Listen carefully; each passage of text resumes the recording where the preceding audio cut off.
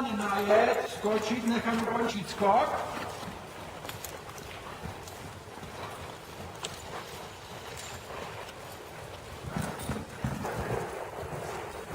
Kopni tou pravou. Ty venkovní pomůcky. Tak. A klub a dál.